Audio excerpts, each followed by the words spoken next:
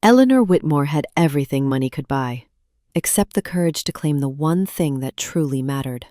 When the billionaire ice queen found herself pregnant by her black bodyguard, she made a choice that would haunt her for months. She gave their son away in secret, letting the father believe he was adopting a stranger's child. But fate has a way of exposing buried truths, and when Eleanor came face to face with the baby she abandoned, her carefully constructed world began to crumble. What started as a desperate attempt to protect her reputation would become the greatest test of love versus fear she'd ever face.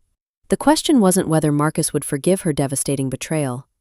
It was whether she could forgive herself long enough to fight for the family she'd thrown away. Some secrets are too big to stay buried, and some loves are too strong to destroy.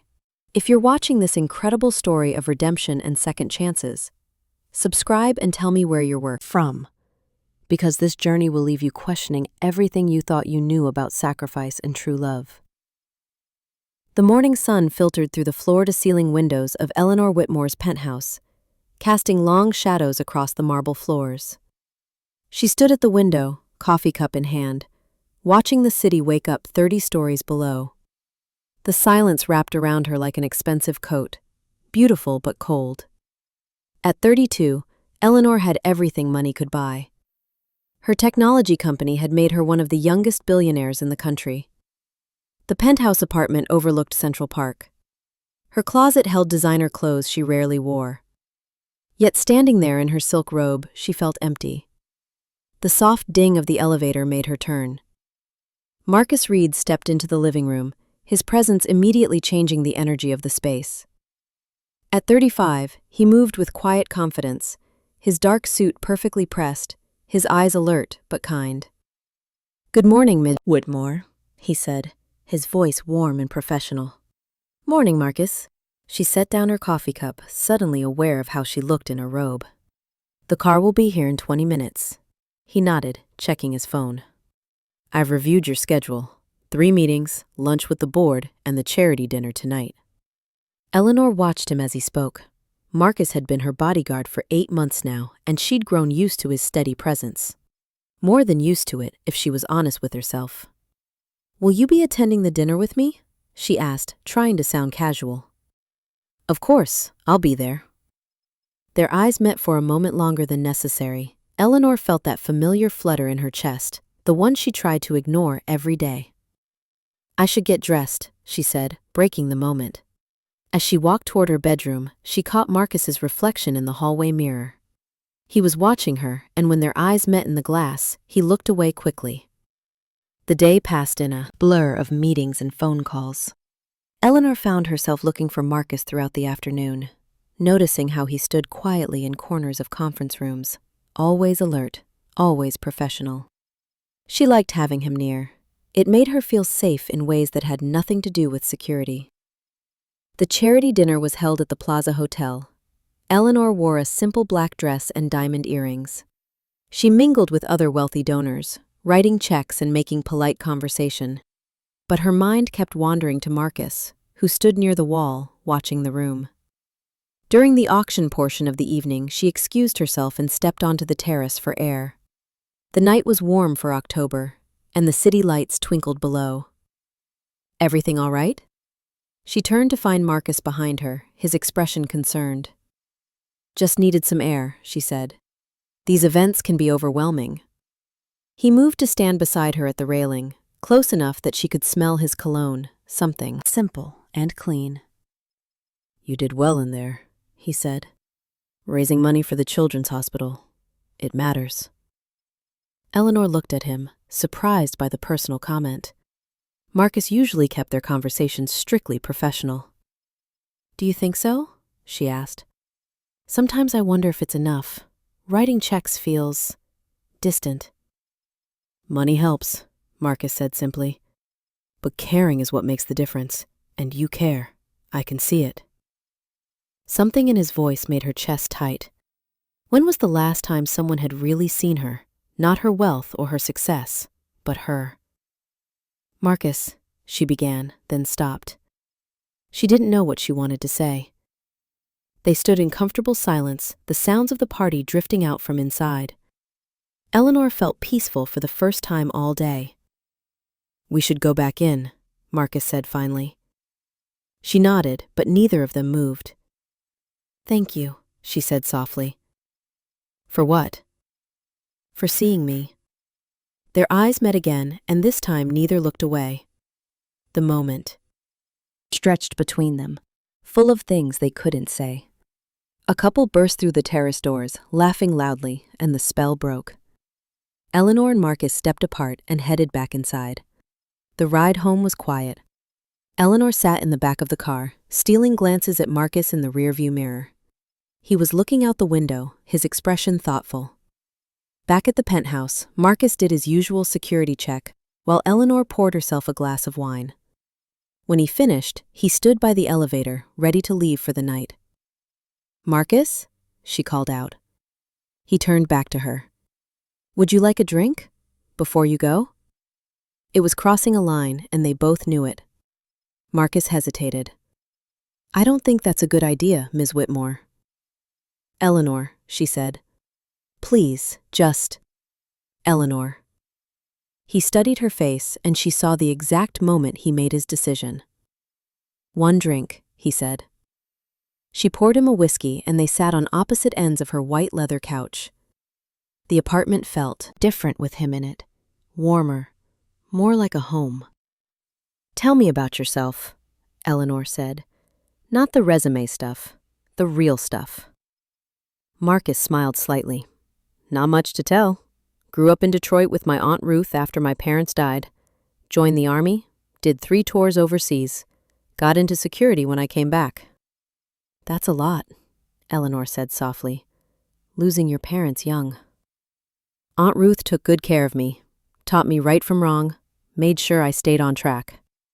He took a sip of whiskey. "What about you? What was little Eleanor Whitmore like?" "Lonely," she said without thinking, then laughed. "Sorry, that sounds pathetic." "It doesn't sound pathetic. It sounds honest."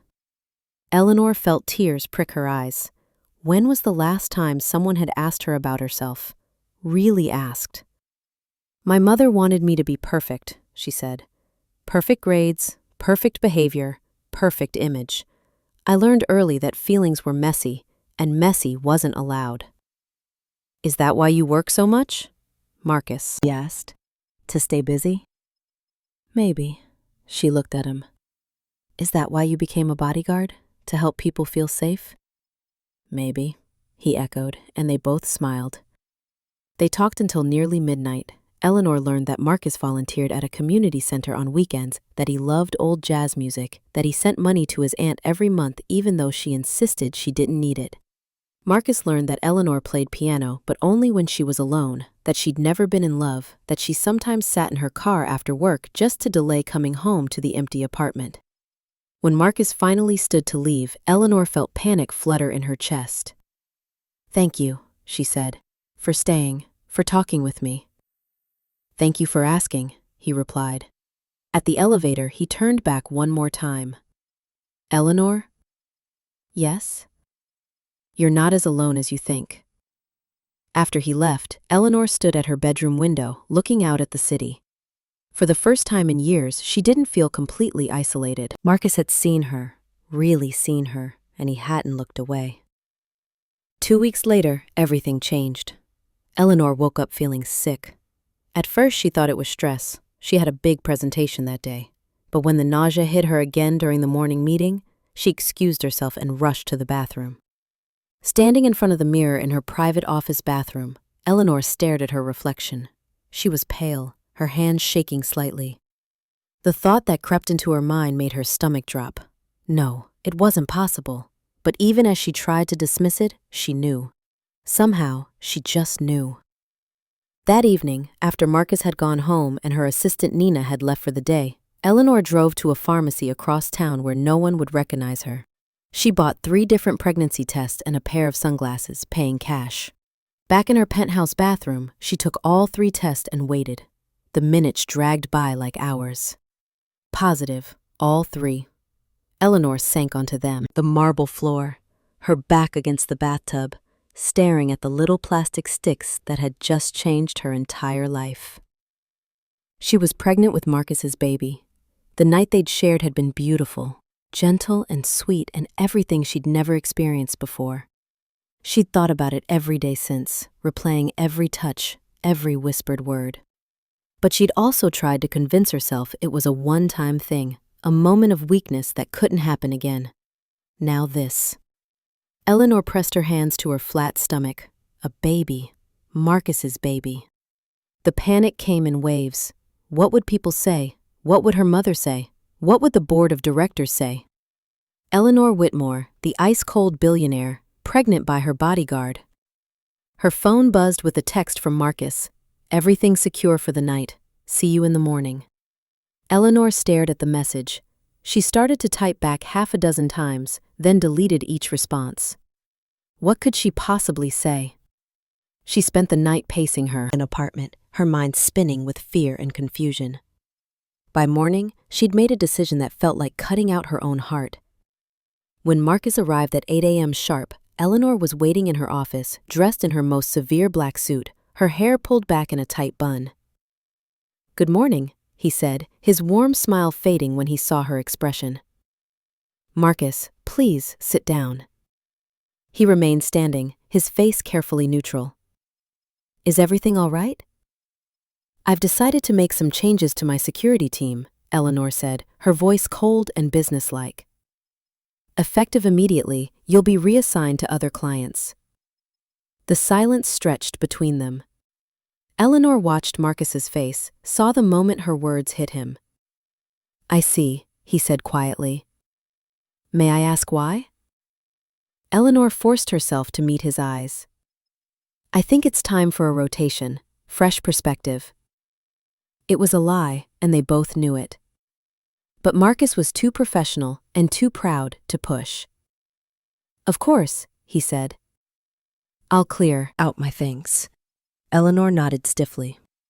"Nina will handle the transition details." Marcus stood there for another moment, and Eleanor thought he might say something more. Part of her desperately wanted him to fight for his job, to demand the truth. But he simply nodded. "It's been an honor working for you, Miss Whitmore." The formal name felt like a slap. Eleanor kept her face carefully blank as Marcus turned and walked out of her office. She waited until she heard the elevator close before she collapsed into her chair and finally let herself cry. That afternoon, Eleanor called her mother. "Eleanor, darling." Clara Whitmore's voice was perfectly polished, as always. "What a lovely surprise." "Mother, I need to ask you something." Eleanor paced her office, trying to keep her voice steady. "Hypothetically, if someone in our family found themselves in a compromising situation, something that might reflect poorly on our reputation, what would you suggest?" The pause on the other end of the line was telling. "Hypothetically," her mother said carefully, "I would suggest that person remember what matters most, our name, our standing. Some mistakes can be corrected quietly, with the right connections and sufficient discretion." Eleanor closed her eyes. "I understand." "I hope you do, darling. The Whitmore name has stood for something for generations. We don't let personal feelings jeopardize that legacy." After she hung up, Eleanor sat alone in her office as the sun set over the city. She thought about Marcus, probably packing up his locker somewhere in the building. She thought about the baby growing inside her, no bigger than a grain of rice but already changing everything. She thought about her choices and how few of them felt like choices at all. That night, Eleanor made the calls she needed to make. Discreet doctors, private clinics, lawyers who specialized in keeping secrets. She arranged everything with the cold efficiency that had made her a billionaire. She told herself it was the right thing to do, the smart thing, the only thing. But alone in her penthouse, staring out at the city lights, Eleanor had never felt more lost. The months that followed blurred together like pages in a book Eleanor didn't want to read. She threw herself into work with an intensity that worried even Nina, her assistant who had seen Eleanor through countless high-pressure deals. "You're working 18-hour days," Nina said one evening, standing in the doorway of Eleanor's office with her coat already on. "This isn't sustainable." Eleanor didn't look up from her computer. "The Shanghai deal needs to close by Friday." "The Shanghai deal closed yesterday," Nina said gently. Eleanor, when's the last time you went home before midnight? Eleanor finally looked up, blinking in confusion. The office was empty except for them, the cleaning crew moving quietly through the outer offices. What time is it? Almost 11. Nina stepped into the office and closed the door. Talk to me. What's going on? For a moment, Eleanor considered telling Nina everything. They'd worked together for 4 years, and Nina was the closest thing Eleanor had to a friend. But the words stuck in her throat. I'm fine, Eleanor said, just busy. Nina studied her with sharp eyes. You've lost weight, you look exhausted, and you've been avoiding all your social commitments for 2 months. Eleanor's hand moved instinctively to her stomach, which was just starting to show beneath her loose blouses. At 20 weeks pregnant, she couldn't hide it much longer. I need to ask you something, Eleanor said suddenly. And I need you to promise you'll be discreet. Nina sat down across from Eleanor's desk. Of course. If someone needed medical care, private medical care, very private, what would you recommend? Understanding flickered in Nina's eyes. How private are we talking? Completely anonymous, no records that could ever surface. Nina was quiet for a long moment. There are facilities, expensive ones. I could make some calls. Please, Eleanor said. And Nina, this conversation never happened. What conversation? Nina replied. 2 weeks later, Eleanor checked into a private clinic under an assumed name. The facility was more like a luxury hotel than a hospital, with soft music, expensive artwork, and a staff trained to look the other way. Dr. Sarah Chen was kind but professional, asking no questions about Eleanor's background. The pregnancy is progressing normally, she said during Eleanor's first visit. The baby is healthy. Due date looks like early March. Eleanor nodded, her hands folded tightly in her lap. And afterward, the placement arrangements? All handled discreetly, as requested. The adoptive party has been thoroughly vetted. Eleanor had made one request for the adoption. The child would go to Marcus. She'd arranged it through lawyers and intermediaries, ensuring Marcus would never know she was the birth mother. The story would be that a wealthy client wanted Marcus to raise her child, with all expenses covered and a generous trust fund established. It was the one thing Eleanor could give their baby, a father who was good and kind and would love the child completely, even if she couldn't. The next few months passed in a strange bubble of isolation. Eleanor worked from home, conducting meetings by video call, making excuses for her absence from public events.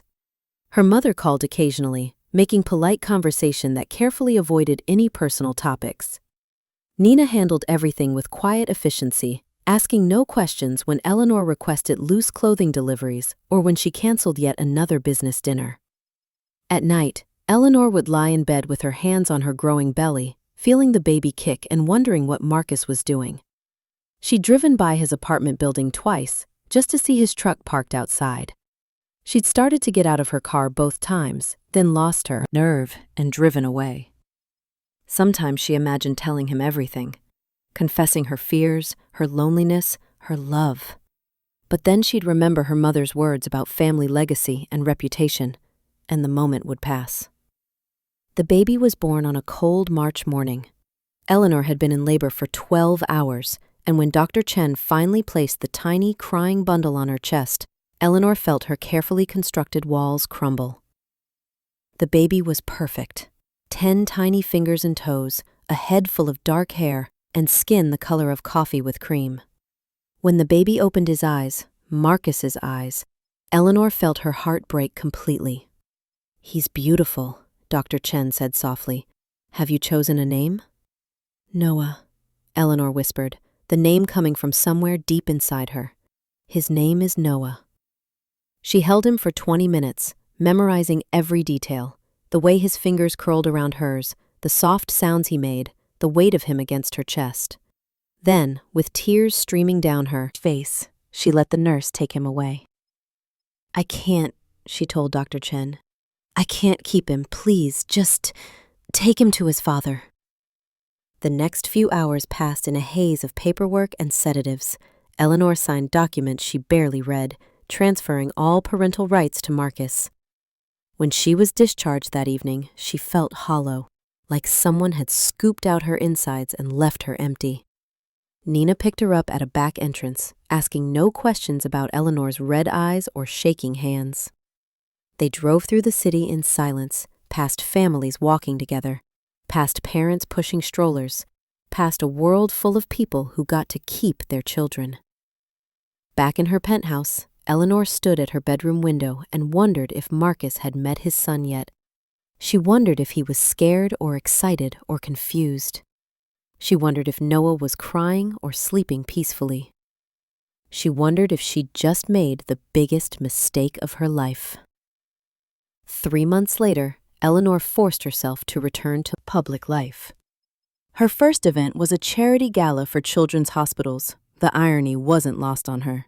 She wore a navy blue dress that used to be too big and now fit perfectly, having lost all the pregnancy weight and then some. The ballroom at the Metropolitan Museum was full of New York's elite, all dressed in their finest, all writing checks to feel better about their privileged lives. Eleanor moved through the crowd with practiced ease, making small talk and accepting congratulations on her company's latest acquisition. She was standing near the auction display when she saw him. Marcus stood by the wall in his familiar position, alert and professional. But he wasn't working security for the event. He was holding a baby. Eleanor's breath caught in her throat. Noah, 3 months old now, was dressed in a tiny navy suit that perfectly matched his father's. He was awake and looking around the room with those same alert, intelligent eyes that Eleanor saw in Marcus. Her legs felt weak. She gripped the auction table for support, her heart pounding so hard she was sure people could hear it. Marcus was talking to an older black woman, his Aunt Ruth, Eleanor realized. The woman was smiling down at Noah, her face full of love and pride. Marcus looked different too. Softer somehow, but also more confident. Being a father suited him. As if sensing her stare, Marcus looked up and across the room. Their eyes met over the heads of the crowd, and Eleanor felt the world stop. Marcus's expression was unreadable. He said something to his aunt, who took the baby, and started walking toward Eleanor. Eleanor panicked. She couldn't face him. Not here, not now, not with Noah so close. She turned and pushed through the crowd, heading for the exit. Eleanor! She heard Marcus call her name but didn't stop. She rushed past surprised guests and concerned waiters, her heels clicking on the marble floor. She made it to the museum steps before the tears started. In her car, Eleanor sat in the driver's seat and sobbed. Seeing Noah, seeing how much he'd grown, seeing the love in Marcus's eyes when he looked at their son, it broke something inside her that she'd been holding together with sheer willpower. She'd thought giving Noah to Marcus was the right choice, the selfless choice. But watching them together, seeing the family they'd become without her, Eleanor realized she'd been lying to herself. She hadn't given Noah up to protect him. She'd given him up to protect herself. From judgment, from complications, from the messy, terrifying reality of love. And now it was too late. That night, Eleanor called Mina from her apartment, her voice raw from crying. I need you to find out everything you can about Marcus Reed, she said. Where he lives now, where he works, anything you can learn about the baby. Nina was quiet for a moment. Eleanor, is there something you want to tell me? Please, Nina, just please. I'll make some calls, Nina said gently. The information came back within days. Marcus had left the security company and was working as a freelance consultant, taking jobs that allowed him to work from home more. He'd moved to a small house in Queens with a yard and good schools nearby. He was raising Noah with help from his Aunt Ruth, who'd moved in to babysit while Marcus worked. By all accounts, Noah was healthy and happy. Neighbors described Marcus as devoted, always carrying the baby around the neighborhood, talking to him constantly, clearly besotted with fatherhood. Eleanor read the reports over and over, memorizing every detail. Noah was sleeping through the night now. He smiled when Marcus sang to him. He loved bath time and hated having his diaper changed. All the things she should have known, should have experienced herself. 1 week after the gala, Eleanor did something that surprised even her. She picked up her phone and called Marcus directly. Hello? His voice sounded cautious. Her number was probably still in his contacts. "Marcus, it's Eleanor." Her hands were shaking. "I was wondering if we could meet, to talk." The silence stretched between them. "About what?" he asked finally. "About closure," she said, hating the lie but not knowing how else to explain. "About what happened between us. I think I owe you that much." Another pause. "All right, when and where?" They arranged to meet at a small cafe in Brooklyn the next afternoon. Eleanor spent the morning changing outfits 3 times and practicing what she'd say. But when she walked into the cafe and saw Marcus sitting at a corner table, all her rehearsed words fled. He looked good, tired but good. There was something new in his eyes, a contentment that hadn't been there before. "Thank you for meeting me," Eleanor said, sliding into the seat across from him. "I'll be honest," Marcus said. "I'm curious why you wanted to see me." Eleanor wrapped her hands around her coffee cup to stop them from shaking. "I know this is probably the last thing you want to deal with, but I keep thinking about that night, about what happened between us." Marcus's expression softened slightly. "Eleanor, let me finish, please." She took a breath. "I handled everything badly. The way I ended things, the way I dismissed you. It wasn't about your work. It was about me being scared." "Scared of what?" "Of how you made me feel, of how much I wanted—" She stopped, unable to finish. Marcus leaned forward. "What did you want?" "More," she whispered. "I wanted more with you. But I didn't know how to have it.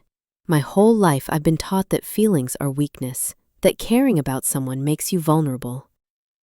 "So you chose to hurt both of us instead?" Eleanor nodded, tears threatening.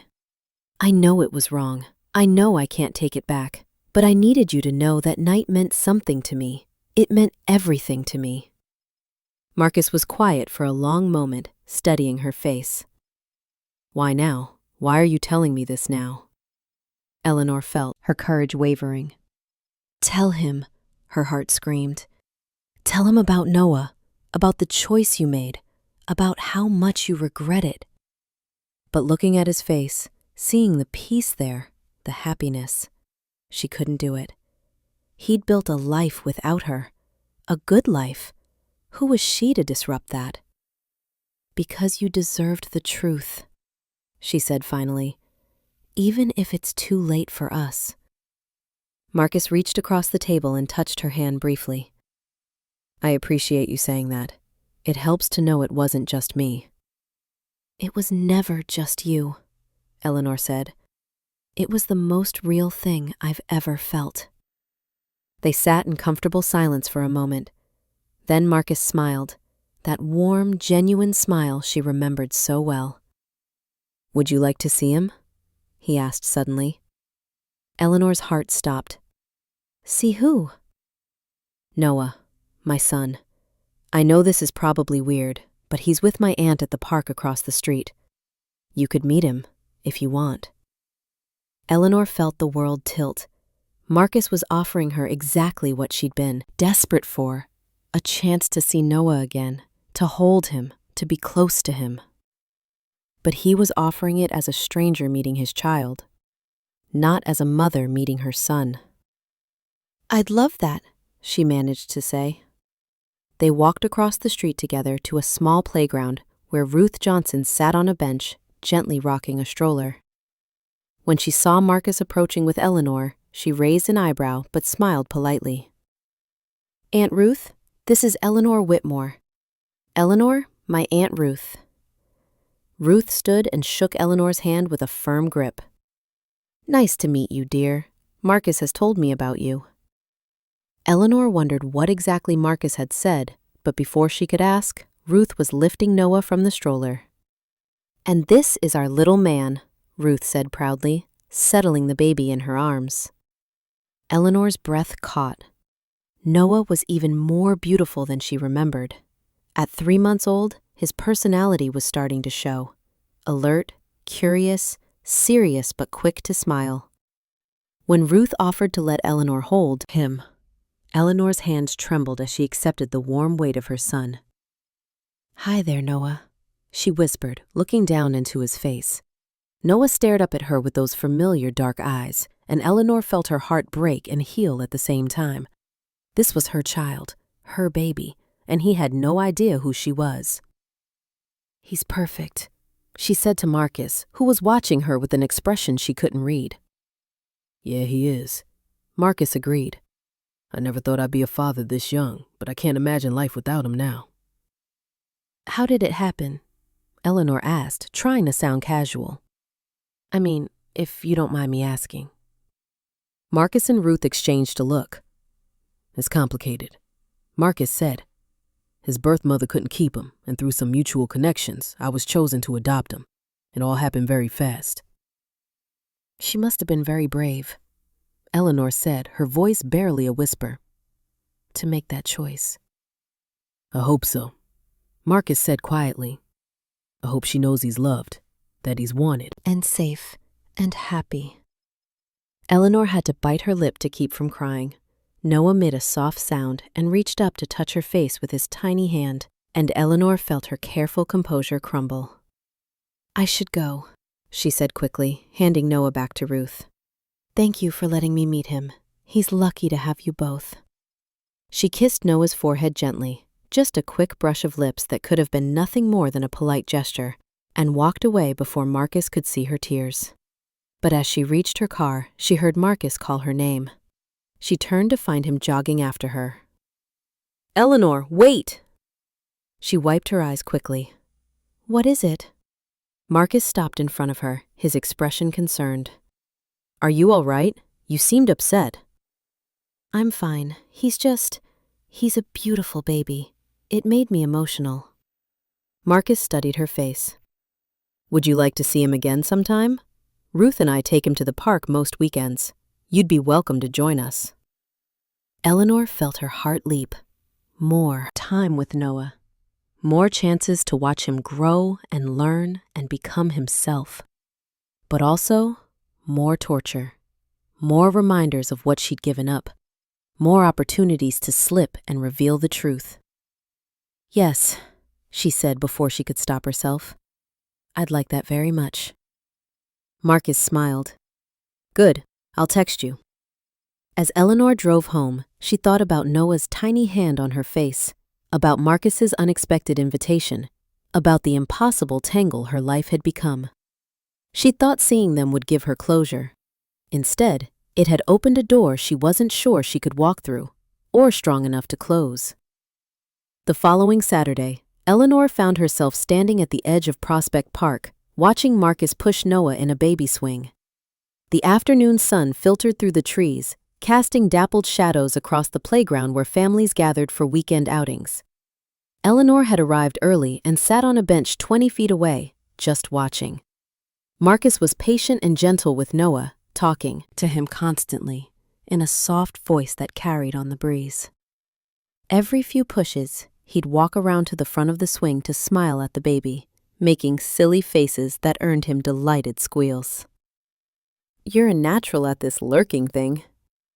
Eleanor startled and turned to find Ruth approaching with 2 coffee cups.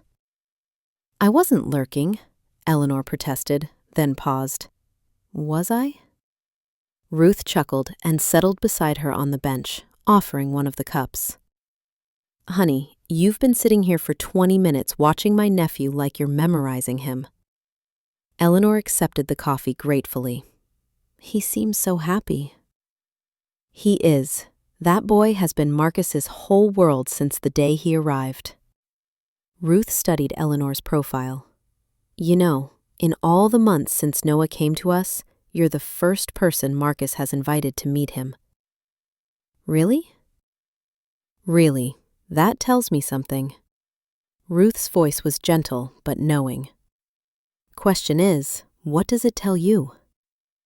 Before Eleanor could answer, Marcus spotted them and waved Noah's tiny hand in their direction. Eleanor's heart clenched as she waved back. "Come on," Ruth said, standing. "That baby's getting hungry, and Marcus could use the company." They spent the next hour walking through the park. Marcus pushed the stroller while Eleanor and Ruth flanked him, and to anyone watching, they looked like a normal family on a Saturday outing. Eleanor tried not to think about how natural it felt, how right. "Tell me about your work," Marcus said as they paused by the duck pond. "I read about your latest acquisition in the journal, expanding into renewable energy?" Eleanor was surprised he'd been following her business ventures. "Solar and wind technology. It seemed like the right time to diversify." "Impressive, though I always knew you had vision." The compliment warmed her more than it should have. They found themselves talking easily about business, current events, books they'd read. It felt like their old conversations in her office, but softer, somehow, more personal. When Noah started fussing, Ruth took over stroller duty while Marcus and Eleanor walked a few steps ahead. "This is nice," Eleanor said quietly. "I'd forgotten how easy it is to talk to you." "I was thinking the same thing." Marcus glanced at her. "I'm glad you called that day. I'm glad we're whatever this is." "Friends?"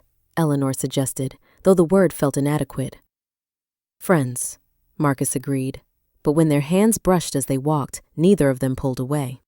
Over the next few weeks, the Saturday park visits became routine. Eleanor looked forward to them all week, planning her schedule around those precious few hours. She watched Noah hit every milestone, his first real smile, the way he'd grab for toys, how he'd calm instantly when Marcus sang to him. Ruth became an unexpected ally, sharing stories about Marcus's childhood and offering Eleanor general advice about everything from coffee shops to winter coats. She never asked pointed questions about Eleanor's interest in Noah, but Eleanor caught her watching sometimes with curious, knowing eyes. One afternoon in late October, Eleanor arrived at the park to find Marcus sitting alone on their usual bench, Noah sleeping peacefully in his carrier. "Where's Ruth?" Eleanor asked, settling beside them. "Doctor's appointment. Nothing serious, just a checkup." Marcus looked tired. "I was up most of the night with this guy. I think he's teething." Eleanor peered into the carrier at Noah's sleeping face. At 6 months old, he was growing fast, his features becoming more defined. The resemblance to Marcus was unmistakable, but Eleanor could see hints of herself too, in the shape of his eyes, the curve of his lips. "Can I hold him?" she asked. Marcus carefully lifted the sleeping baby and placed him in Eleanor's arms. Noah stirred but didn't wake, his small body warm and solid against her chest. Eleanor felt that familiar ache, that desperate love she tried so hard to contain. "You're good with him," Marcus observed. "Natural." Eleanor almost laughed at the irony. "I don't know about that." "You are. He likes you. Not everyone can hold a baby that peacefully." Marcus was quiet for a moment. "Eleanor, can I ask you something personal?" Her stomach clenched. "What?" "Have you ever thought about having children? I know it's none of my business, but watching you with Noah." "I think about it sometimes," Eleanor said carefully. "But my life is complicated. I work too much. I'm not sure I'd be a good mother." "That's exactly why you would be," Marcus said softly.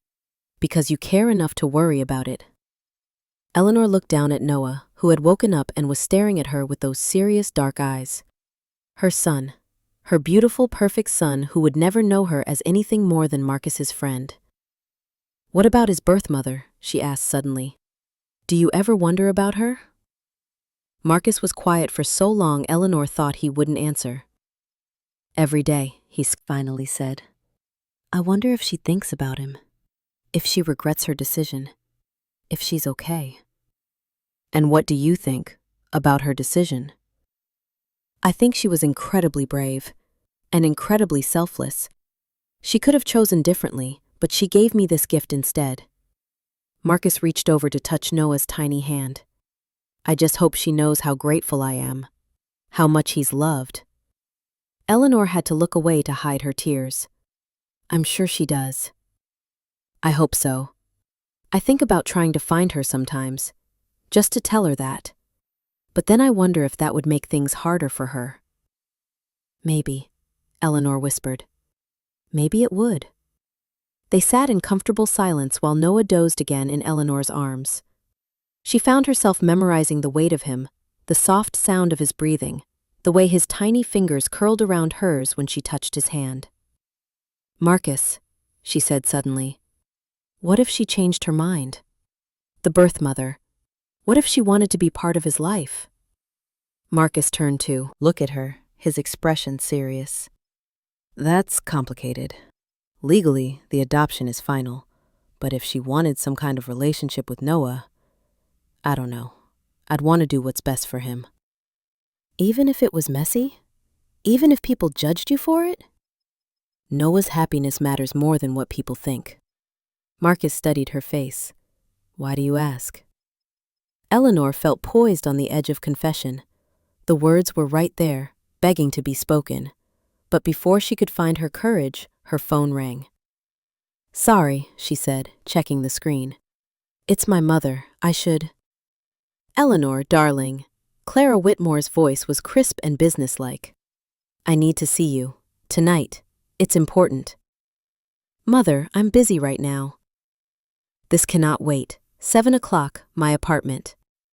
The line went dead. Eleanor stared at her phone, a cold dread settling in her stomach. Everything all right? Marcus asked. I have to go, Eleanor said, carefully handing Noah back to him. Family emergency. As she walked away, Eleanor felt like she was leaving a piece of herself behind. She didn't know it yet, but it would be weeks before she saw them again. That evening, Eleanor sat in her mother's immaculate living room, her hands clasped tightly in her lap. Clara Whitmore paced by the windows, her silver hair perfectly styled, her expression thunderous. How long did you think you could hide it? Her mother asked without preamble. Eleanor's blood went cold. Hide what? Don't insult my intelligence. I know about the baby, Eleanor. I know about your little arrangement with that security guard. How? I have eyes and ears everywhere, darling. You should know that by now. Clara stopped pacing and fixed Eleanor with a stare. The question is, what are you going to do about it? There's nothing to do. It's handled. Is it? Because from what I understand, you've been playing house with them in public parks. Quite regularly. Eleanor felt trapped, exposed. We're friends, that's all. Friends? Clara's laugh was sharp. Eleanor, you're a billionaire socialite spending your weekends pushing swings with your former bodyguard and the child you gave birth to. How do you think that looks? I don't care how it looks. Well, you should, because I received a very interesting phone call today from Patricia Hendricks. Apparently, her daughter saw you at some charity function, crying and running away after seeing a black man with a mixed-race baby. Clara's voice was ice cold. People are starting to talk, Eleanor. They're putting pieces together. Eleanor stood up abruptly. Let them talk. Sit down. The command in her mother's voice made Eleanor freeze. You will not destroy this family's reputation for some misguided maternal instinct. You made your choice. The child is with his father. You're both provided for financially, and that's the end of it. What if I don't want it to be the end? The words came out before Eleanor could stop them. Clara's expression turned dangerous. Then you're more foolish than I thought. Do you think Marcus Reed will welcome you back once he learns the truth? That you lied to him for months? That you gave away his child without telling him? That you've been deceiving him this entire time? Each word hit Eleanor like a physical blow. And what about Noah? Clara continued ruthlessly. What happens to that child when this all comes out? When the media circus begins? When every detail of his conception and birth becomes tabloid fodder? Eleanor sank back into her chair, her mother's words echoing in her mind. You have two choices, Clara said. You can walk away now, cleanly, and let that man raise his son in peace. Or you can be selfish, destroy their privacy, and watch everything explode in the most public way possible. Eleanor thought about Marcus's face when he talked about Noah's birth mother, his gratitude, his respect for her choice. How would he look at her when he learned she'd been lying to him for months, she thought, about Noah, growing up happy and safe with Marcus and Ruth. Did she have the right to disrupt that for her own need to be close to him? I want what's best for Noah, Eleanor said quietly. Then you know what you have to do. That night, Eleanor sat in her apartment and wrote a text to Marcus. I'm sorry, but I can't meet anymore. I think it's best if we don't see each other again. She stared at the message for an hour before finally hitting send. Marcus's response came quickly. Did I do something wrong? Eleanor typed and deleted a dozen responses before settling on. No, this is about me. Please don't contact me again. She turned off her phone and cried herself to sleep. 3 days later, Nina knocked on Eleanor's office door with an envelope. This was delivered by messenger, she said gently. Eleanor recognized Marcus's handwriting immediately. Inside was a single photo, Noah sleeping in his crib, one tiny fist curled near his cheek. On the back, Marcus had written, "Thank you for the time you gave us. He'll always remember your kindness, even if he doesn't understand it now." Eleanor stared at the photo until her tears made it too blurry to see. The next few weeks passed in a haze of work and sleepless nights. Eleanor threw herself into a new acquisition, working 20-hour days to avoid thinking about what she'd given up. She stopped driving past Marcus's neighborhood. She deleted his number from her phone. She tried to pretend that the brief, beautiful interlude in the park had never happened. But late at night, she would take out Noah's photo and wonder what he was doing. If he was sleeping through the night now, if he missed her at all. She told herself she'd made the right choice. The selfless choice. The choice that protected everyone she loved. But it didn't feel selfless. It felt like cowardice. 1 month after she'd walked away, Eleanor was leaving her office building when she saw a familiar figure across the street. Marcus stood on the sidewalk, Noah bundled up against the November cold in his arms. They weren't there for her. Eleanor could see Marcus checking his phone, probably waiting for someone. But Noah spotted her. Even from that distance, even after weeks apart, he seemed to recognize her.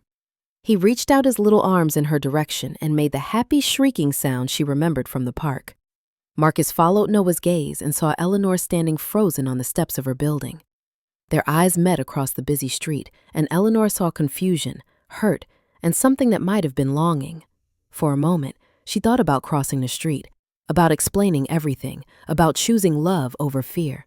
Instead, she turned and walked in the opposite direction, leaving Marcus and Noah standing alone in the cold. But as she reached the corner, Eleanor made a decision that surprised even her. She pulled out her phone and dialed the number she'd memorized but never called. "Dr. Chen? It's Eleanor Whitmore. I need to see you. Today." If she couldn't have her family, maybe she could at least stop running from the truth. Dr. Chen's office looked exactly the same as it had 9 months earlier. The same soft lighting, the same abstract artwork on the walls, the same sense of calm professionalism. But Eleanor felt like a completely different person sitting in the familiar chair. "I want to tell him," Eleanor said without preamble. "I want to tell Marcus the truth about Noah." Dr. Chen nodded slowly. "That's a significant decision. What's changed?" Eleanor stared out the window at the city below. "I saw them yesterday. Noah reached for me, and I walked away. Again. I keep telling myself I'm protecting them, but I think I'm just protecting myself." From what? From rejection. From losing them completely. Eleanor's voice cracked. "But I've already lost them, haven't I? By lying, by walking away, by choosing fear over honesty. What do you think will happen when you tell Marcus the truth?" "He'll hate me," Eleanor said simply. "He'll think I'm selfish and manipulative and everything he thought my mother was. He'll never let me see Noah again." "And what if he doesn't?" Eleanor looked at Dr. Chen in surprise. "What?" "What if his reaction isn't what you expect? What if he understands why you made the choices you made?" Eleanor had been so focused on worst-case scenarios that she'd never considered any other possibility. "I don't know." "Eleanor, in my experience, the truth has a way of setting things right, even when it's painful. Even when it's complicated." Dr. Chen leaned forward. "The question is, are you ready to trust Marcus with the truth, even if you can't control his reaction?" That afternoon, Eleanor did something she hadn't done in months.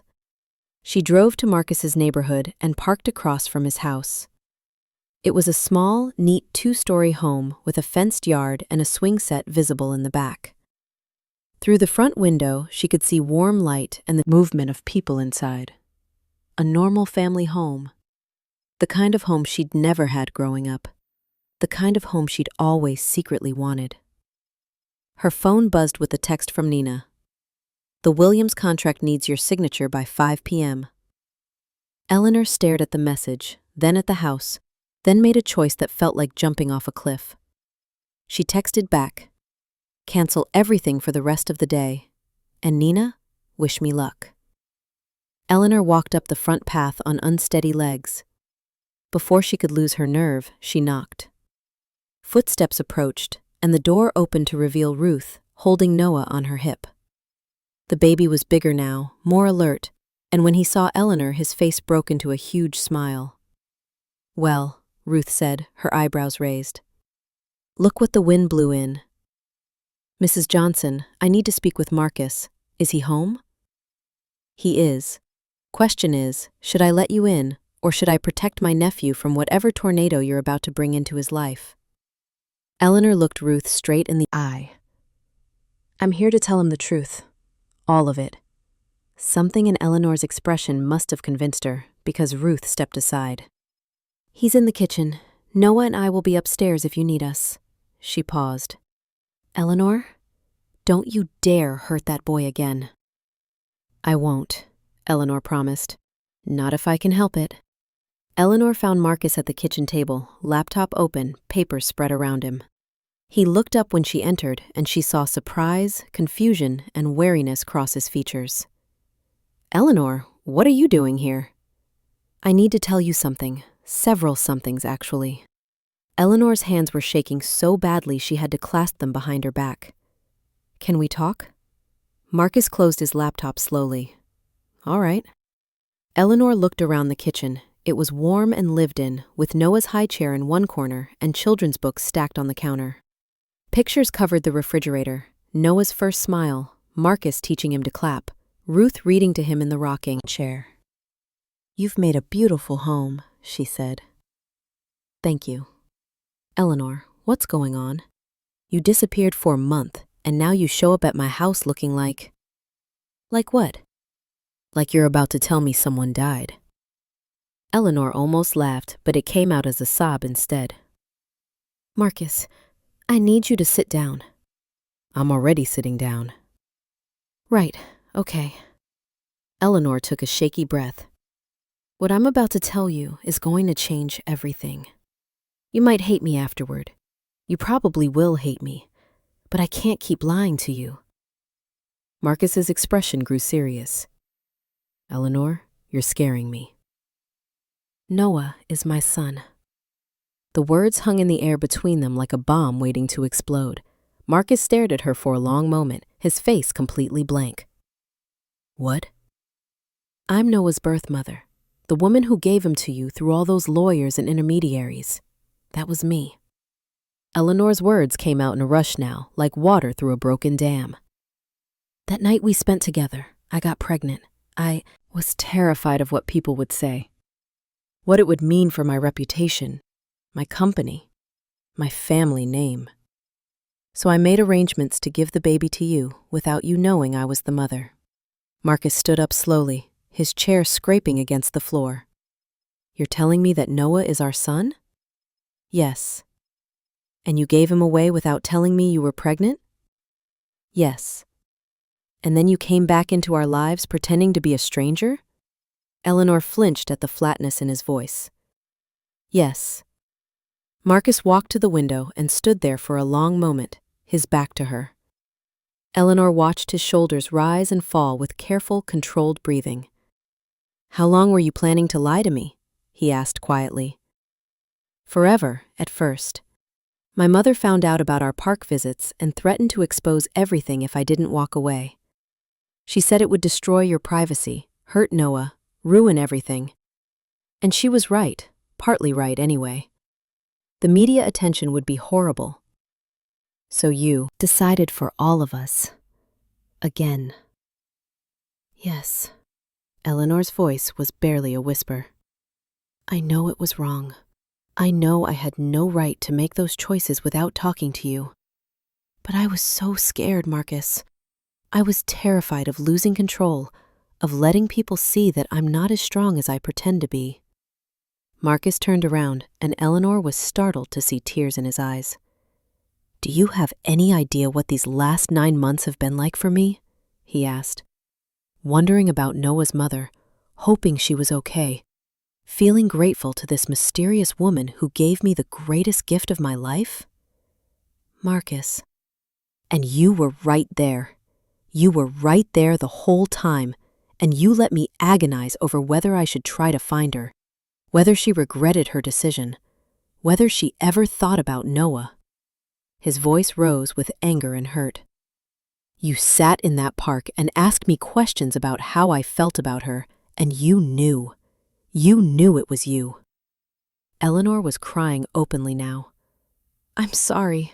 I'm so sorry. Sorry doesn't fix this, Eleanor. Sorry doesn't give me back those 9 months of honesty we could have had. You're right. You're absolutely right. Eleanor wiped her eyes with the back of her hand. I was selfish and scared and wrong about everything. But I'm here now because I can't lie anymore. I love Noah. I love you. And I couldn't walk away again without at least giving you the truth. Marcus stared at her. You love me? I've loved you since that night we talked until midnight in my apartment, maybe even before that. But I was too afraid to admit it, even to myself. The kitchen fell silent except for the sound of Eleanor's quiet crying. Marcus leaned against the counter, his head in his hands. I don't know how to process this, he said finally. I don't know how to be angry at you for lying and grateful to you for giving me Noah at the same time. You don't have to figure it out right now. You don't owe me anything, not forgiveness, not another chance, nothing. I just needed you to know the truth. What do you want, Eleanor?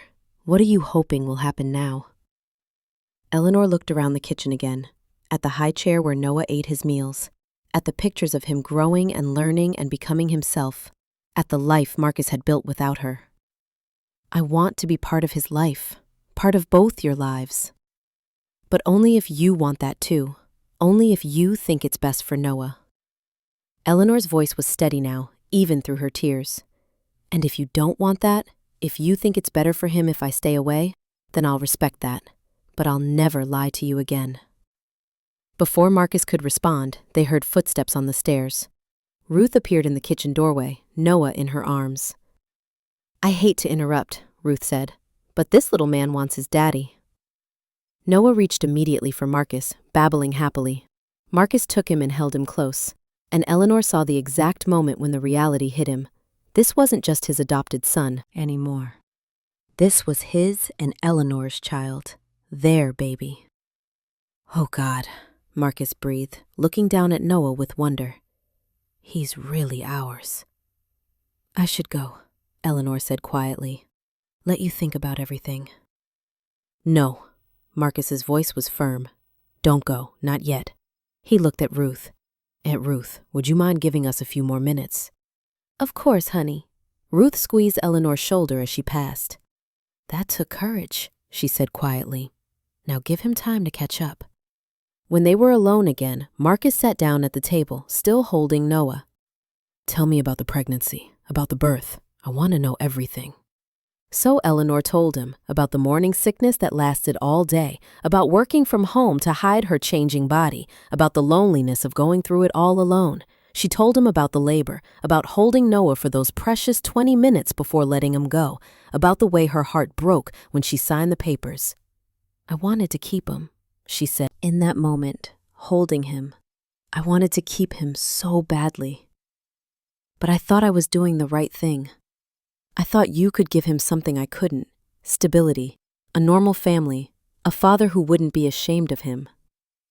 Ashamed? Marcus looked shocked.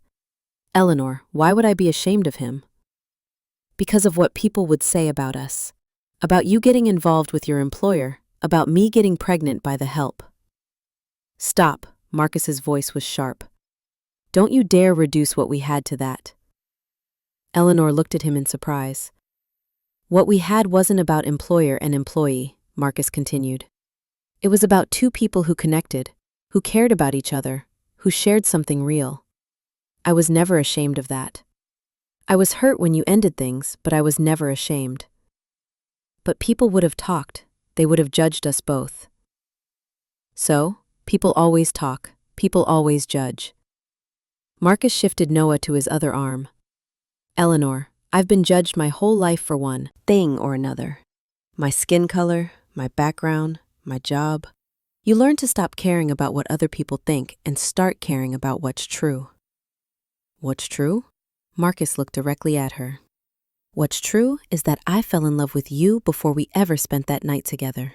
What's true is that Noah is the best thing that's ever happened to me, and now I find out he's part you too. What's true is that I've missed you every single day for the last month. Eleanor felt her heart stop. You, what? I love you, Eleanor. I know that's probably the last thing you expected to hear right now, but it's true. I love you, and I love our son, and I want to find a way to make this work. Even after everything I've done? After all the lies? The lying hurt.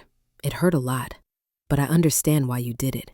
Your mother, your family pressure, the fear of exposure, I get it. I don't like it, but I understand it. Eleanor felt like she might collapse from relief. So what happens now? Now we figure it out, together, as a family. Marcus stood up and walked over to her. But first, there's something I need to do. What? Marcus held Noah out to her. I need to watch his mother hold him. Really hold him, not as a stranger, but as his mom. Eleanor's hand shook as she took Noah in her arms. He looked up at her with those serious dark eyes, and for the first time since the day he was born, Eleanor let herself really see him. Her son, her baby. Hi, Noah, she whispered. I'm your mama. I've loved you since before you were born, and I'm never going away again. Noah reached up and grabbed her finger, holding tight, and Eleanor felt the last of her walls crumble completely. Marcus wrapped his arms around both of them, and for a moment they stood there in the warm kitchen, holding each other, holding their son, holding on to the fragile, beautiful possibility of becoming a real family. It's going to be complicated, Marcus said softly. Your mother, the media, people's opinions. I know, but I don't care anymore. Eleanor looked up at him. Do you think we can do this? Really do this? I think we can do anything if we do it together. 6 months later, Eleanor sat on a blanket in Prospect Park, watching Marcus help Noah take his first wobbly steps across the grass. At 14 months old, Noah was determined to walk, but still unsteady on his feet, reaching for his father's hands every few steps. Come to Mama, Eleanor called, holding out her arms. Noah turned toward her voice, let go of Marcus's hands, and took 3 bold steps before tumbling onto the blanket with a delighted shriek. Eleanor caught him and covered his face with kisses while he giggled. Did you see that? She called to Ruth, who was setting up their picnic lunch nearby. 3 whole steps! I saw it, Ruth laughed. That boy's going to be running circles around both of you before you know it. Eleanor looked around at their little family gathering and felt her heart overflow with contentment. It had been a long road to get here. Difficult conversations with her mother, who was slowly learning to accept Eleanor's choices. Careful negotiations about privacy and media attention. Learning to co-parent and rebuild trust. But they'd made it work. They'd chosen love over fear, truth over reputation, connection over control. Marcus sat down beside Eleanor on the blanket and pulled her close. What are you thinking about? This, us. How different everything is from a year ago. Better different? Eleanor kissed his cheek. Much better different. Noah crawled over to his parents and pulled himself up using Marcus's shirt, babbling importantly in his own private language. What do you think he's trying to tell us?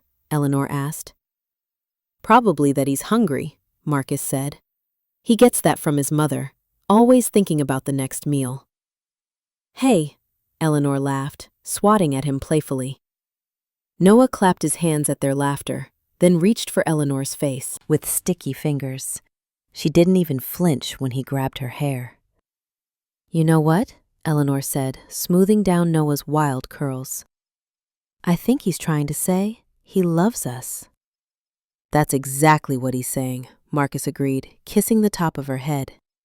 As the afternoon wore on, Eleanor watched other families in the park, couples pushing strollers, children chasing each other across the playground, grandparents sharing snacks with toddlers. For years, she'd seen these scenes and felt like she was looking through glass at a life she could never have. Now she was living it. Not the perfect, controlled life she'd once thought she wanted, but something messier and more beautiful and infinitely more real. Noah fell asleep against Eleanor's chest as the sun began to set, his tiny fist curled around her finger. Marcus and Ruth packed up their picnic while Eleanor held their sleeping son, reluctant to move him. "Ready to go home?" Marcus asked softly. Eleanor looked down at Noah's peaceful face, then up at Marcus's warm smile, then around at the life they'd built together through honesty and courage and love. "Yes," she said, "let's go home." As they walked through the park toward their car, Eleanor thought about all the choices that had brought them to this moment, the fears she'd overcome, the truth she'd finally found the courage to speak, the love she'd almost lost through her own stubbornness and pride. She thought about Noah, growing up knowing both his parents loved him, knowing he'd been wanted and chosen and fought for. She thought about the kind of man Marcus was, kind and strong and willing to forgive. She thought about the future they would build together, one day at a time, one truth at a time. And for the first time in her life, Eleanor Whitmore knew exactly where she belonged. In Marcus's words from that first night they'd talked until dawn, she wasn't as alone as she'd thought. She never had been.